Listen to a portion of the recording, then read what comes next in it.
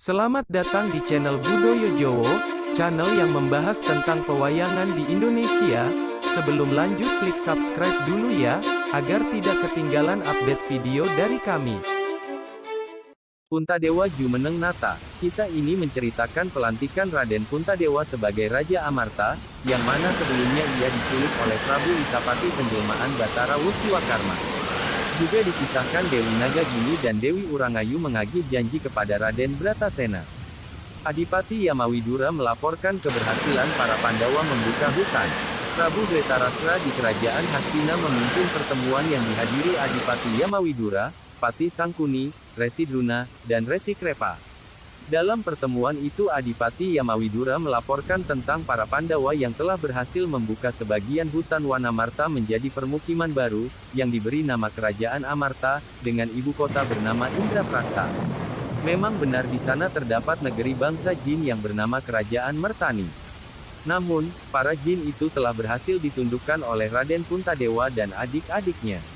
Dalam pertemuan itu, Adipati Yamawidura juga menyampaikan undangan dari Raden Puntadewa yang mengharap kehadiran Prabu Dretarastra dan para sesepuh lainnya pada upacara pelantikan dirinya sebagai raja, yang akan digelar 7 hari lagi. Pati Sangkuni menyela pembicaraan. Ia menyebut para Pandawa tidak punya sopan santun karena tidak datang sendiri untuk mengundang Prabu Dretarastra yang sudah seperti ayah bagi mereka. Yang lebih lucu lagi, para Pandawa justru menyuruh paman mereka untuk menyampaikan undangan itu. Demikian Pati Sangkuni menyindir Adipati Yamawidura. Adipati Yamawidura menjelaskan bahwa para Pandawa hari ini masih sibuk menata kota Indraprasta dan mempersiapkan segala sarana dan prasarana untuk pelantikan Raden Puntadewa. Mengenai undangan ke negara Hastina, justru Adipati Yamawidura sendiri yang menawarkan bantuan, bukan para Pandawa yang menyuruh dirinya. Prabu Dretarastra senang mendengarnya. Meskipun pada awalnya ia termakan hasutan Pati Sangkuni agar mencelakakan para Pandawa dengan cara menugasi mereka untuk membuka hutan Wanamarta yang angker.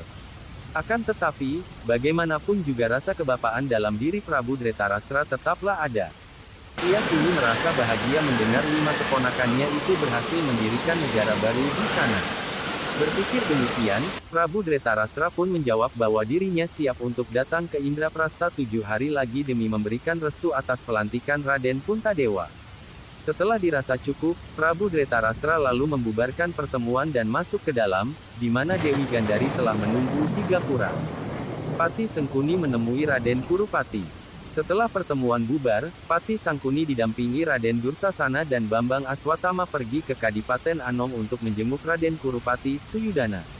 Hari itu Raden Kurupati sudah lumayan sembuh dari sakitnya sejak mendengar berita bahwa ia tetap menjadi putra mahkota Kerajaan Hastina, sedangkan saingannya, yaitu Raden Puntadewa bersedia menerima hutan Wanamarta.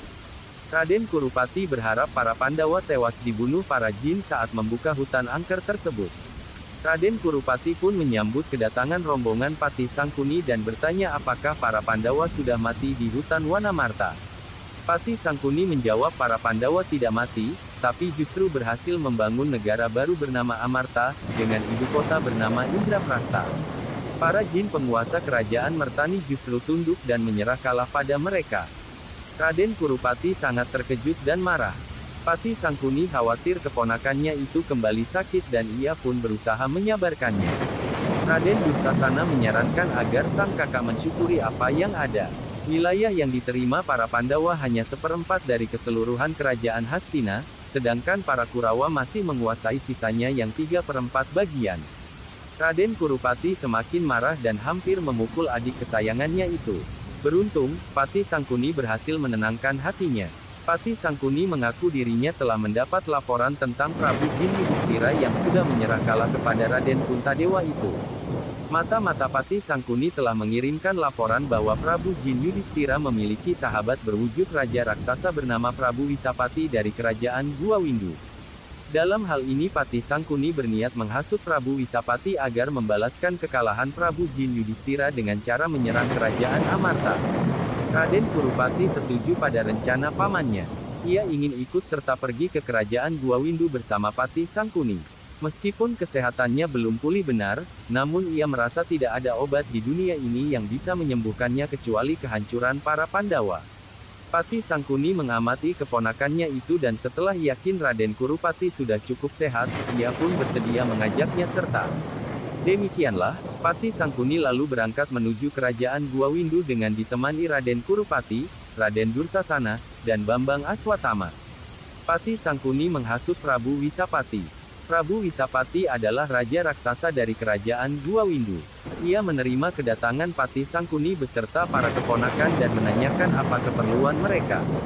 Patih Sangkuni memperkenalkan diri dan menceritakan tentang kelima Pandawa yang hari ini telah berhasil membuka hutan Wanamarta serta mendirikan kerajaan Amarta di sana. Prabu Wisapati menjawab dirinya tidak memiliki urusan dengan para Pandawa. Biar saja mereka membangun kerajaan di sana, ia tidak peduli. Patih Sangkuni berkata bahwa para Pandawa membangun kerajaan Amarta di atas puing-puing kerajaan Mertani yang dipimpin Prabu Jin Yudhistira. Bahkan, Prabu Jin Yudhistira dan keempat adiknya telah ditumpas oleh para Pandawa. Apakah Prabu Wisapati diam saja mengetahui sahabatnya dimusnahkan oleh Raden Puntadewa bersaudara?